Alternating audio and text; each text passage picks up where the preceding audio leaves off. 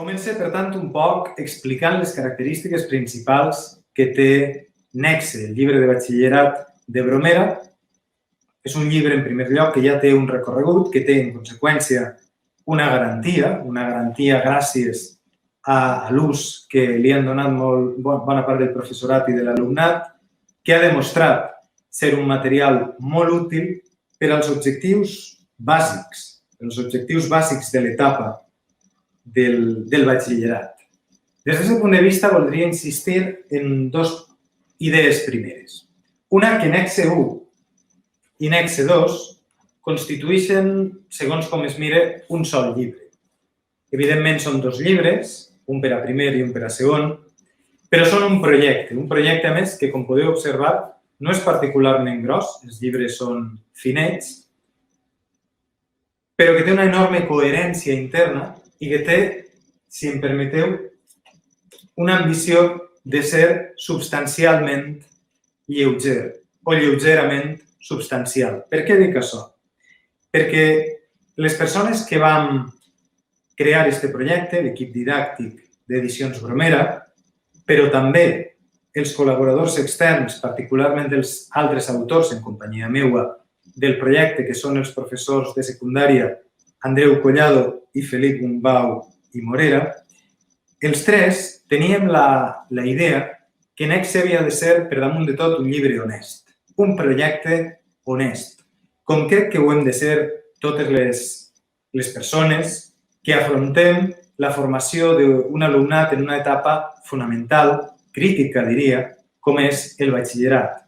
Una etapa que és un pont entre l'educació secundària, entre l'adolescència i la universitat, la primera edat adulta. El projecte Nexe, tant en la seva trajectòria prèvia com en les millores que hem introduït en el nou Nexe digital, del qual ara parlaré, és un projecte que intenta assolir tres objectius bàsics. En primer lloc, acompanyar l'alumnat en una etapa fonamental de maduració intel·lectual. Per això insisteix que en aquest pas de l'adolescència a la primera edat adulta. En segon lloc, el projecte Nexe, que és un projecte de llengua i literatura, persegueix un objectiu pedagògic senzill i directe, transparent. Millorar la competència comunicativa i literària dels estudiants, que vol dir, evidentment, millorar la competència lingüística en totes les seues dimensions i contribuir a la millora de la competència artística. En certa mesura, Nexe el que vol és contribuir al fet que l'alumnat, en aquest moment clau de la vida, que és el batxillerat, de la vida acadèmica, però també de la formació dels individus, adquirisca unes competències que els obriran les portes del coneixement universitari. I precisament per això, vos diria que des de la primera pàgina de Nexe 1 fins a l'última pàgina de Nexe 2, tot el llibre, en cada fragment, en cada activitat, en cada exposició teòrica, té un ull mirant a la selectivitat, mirant a les PAU, mirant a les proves d'accés a la universitat. Perquè som molt conscients que l'objectiu últim del batxillerat és obtindre un bon resultat en les proves d'accés a la universitat i permetre a l'estudiantat accedir a aquella carrera que desitgen cursar. A banda d'això, crec que Nexe, des d'aquesta honestedat, crec que Nexe és un llibre pràctic, és un llibre que té una gran bateria d'activitats, que té una gran bateria de textos i que té unes explicacions teòriques que són completes però gens farragoses. Ara comentaré això en relació a la seva estructura. Precisament per aquesta voluntat que acabo de manifestar, Nexe també és un llibre coherent. És un llibre que intenta desenvolupar, com ara comentaré, la vella idea del centre d'interès. Intenta que cada unitat responga a un centre d'interès, que els coneixements, les aptituds i les habilitats que l'alumne adquireix siguin progressives i siguin comprensives, és a dir, que unes impliquen les altres. I, finalment, en este primer apartat que volia destacar, crec que Nexe és un llibre que contribueix a l'aprenentatge autònom i, en última instància, a la competència d'aprendre a aprendre. Des d'aquest punt de vista, Nexe és un llibre que acompanya l'estudiant, que no el du de la mà com si l'estudiant no tinguera trellat, que tampoc l'impulsa o el guia cap a uns coneixements preconcebuts com si l'alumne no tinguera criteri. Al contrari, l'acompanya en el millor sentit que el pot acompanyar, des del meu punt de vista, clar, fent valdre aquella idea que expressava Carles Riba en un poema que diu que cada esperit ha de créixer lliure en la seva virtut. Estic parlant encara de les característiques del Nexe que alguns de vosaltres ja coneixeu i que crec que hem sabut traslladar a les millores que apliquem al nou Nexe digital que estarà disponible a partir de setembre per a les necessitats d'un curs, el 2020-2021, en el qual la teledocència tindrà, sense cap mena de dubte i per desgràcia, perquè implica que estem vivint una epidèmia, una importància fonamental. I finalment, la tercera característica que volia destacar del projecte Nexe, que evidentment es fa extensiva al Nexe digital, és la diversitat interna del llibre. És un llibre que intenta connectar amb l'actualitat.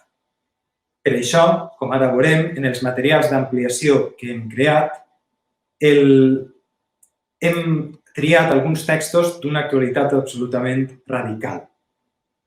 És un llibre compromès en un sentit ampli. És un llibre de vocació humanista, perquè al final la universitat, que és l'etapa següent al batxillerat, és producte de la vocació humanista de la nostra societat. I és un llibre que apel·la a la intel·ligència, a les diverses intel·ligències que, sense cap mena de dubte, té el nostre alumnat i a la capacitat de trobar en ells les millors virtuts, com deia, que cada esperit creixi lliure en la seva virtut. Nexe és un llibre, un projecte directe, un projecte elaborat per un equip vinculat al món educatiu que té la garantia de ser un projecte plenament consolidat i contrastat i que, a més, té la garantia d'Edicions Bruguera. Com he dit, l'estructura de Nexe és molt senzilla. Nexe s'articula en 9 unitats, cadascuna de les quals estan dividides en 3 apartats. En taronja teniu l'apartat de text i discurs, que és aquell vinculat a l'estudi, bàsicament, del comentari de text. En verd teniu l'apartat de gramàtica, el seu nom no pot ser més transparent, i en blau teniu l'apartat de literatura, el seu nom no pot ser més transparent. Cada unitat, al seu torn, s'estructura en un comentari de text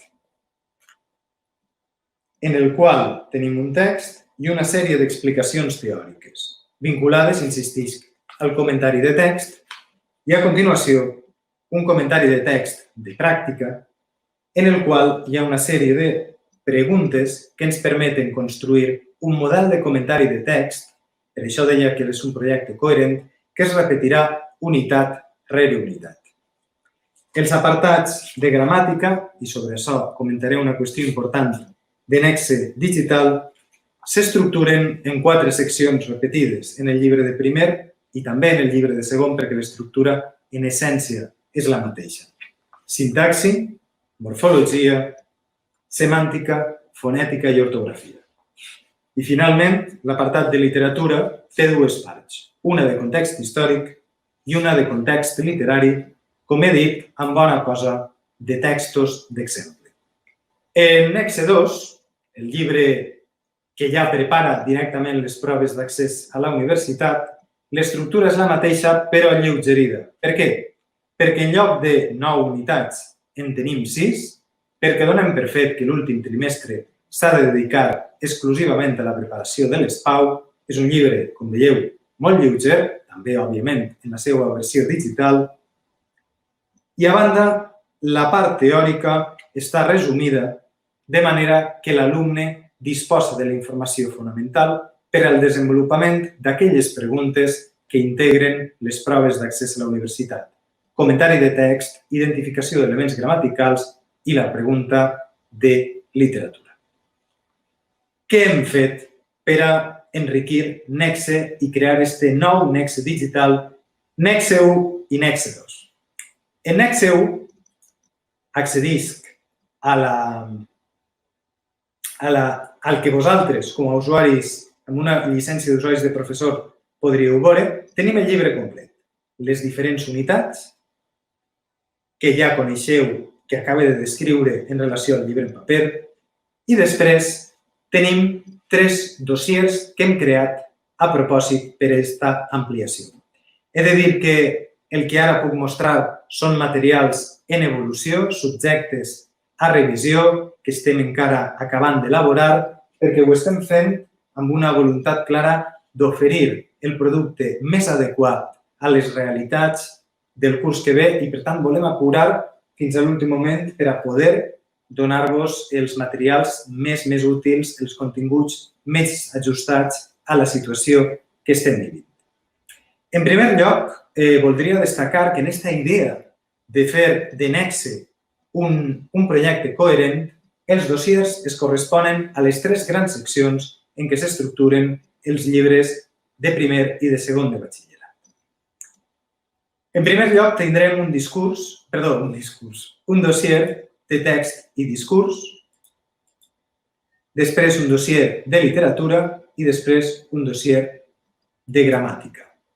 El dossier de gramàtica, així el podeu veure, el que fa és agafar totes les seccions de gramàtica que tenim en el llibre de l'alumne i les reordena en sintaxi, morfologia, etc., però tot de manera agrupada, de forma que l'alumne no ha d'anar unitat per unitat, sinó que en un sol document, i el professor també, té tota la informació gramatical necessària, a la qual, a més, afegirem diferents activitats digitals, pinades, clavades, com ho podeu observar ací, que ens permetran accedir a activitats de caràcter autocorrectiu que, com he comentat, després podrien generar la seva autoavaluació. A banda d'això, les activitats les teniu ací també diferenciades, insistisc, n'hi haurà moltes més activitats. Tenim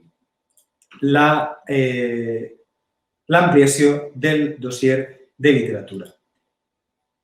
En el dossier de literatura el que tindrem és, com demostra aquest exemple, un fragment vinculat a cadascun dels temes que formen Nexe. En aquest cas és un fragment vinculat a la unitat 3, en la qual es tracta la literatura religiosa, i tindrem un fragment literari, per exemple, d'Eiximenis, i sempre tindrem la mateixa estructura.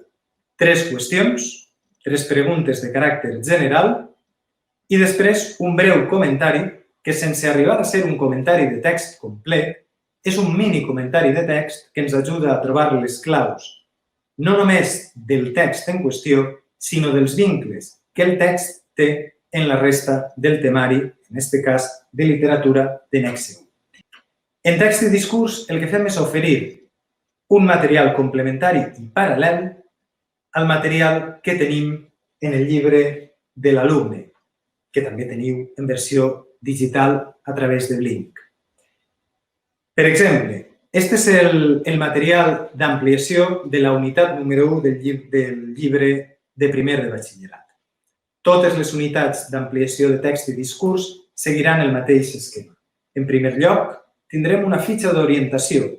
Ens indica a quin gènere discursiu pertany el fragment. Aquest és un fragment de La melodia del desig, una obra de Ferran García Oliver. És una novel·la. Quina és la tipologia textual dominant del fragment? No de l'obra, del fragment, la narració. Amb quins centres d'interès del llibre té connexió? Per exemple, en aquest cas, amb la cultura medieval. I per això indiquem les pàgines del llibre amb les quals podem establir lligams. Perquè, insistisc, volem que Nexe siga un llibre coherent, que siga un projecte coherent, que unes seccions remeten a les altres, que uns coneixements remeten als altres, que quan tu saps una miqueta pugues ampliar i saber una miqueta més i l'aprenentatge siga com un cercle concèntric que va ampliant-se, ampliant-se, ampliant-se, fins i tot de manera imperceptible. Este text, que nosaltres hem titulat L'any de l'epidèmia, és un fragment que recrea la pesta que assolà València, la ciutat de València, en el segle XV. Per això, en la fitxa d'orientació parlem d'altres aspectes. Epidèmies, que és una cosa que està, per desgràcia, molt d'actualitat, precarietat laboral, perquè la protagonista és una dona que té una situació laboral molt feble, explotació infantil, ja sabem que per sort no n'hi ha al nostre país, però sí en altres llocs del món, el paper de la dona, la protagonista del fragment és una dona, la persecució religiosa, etc.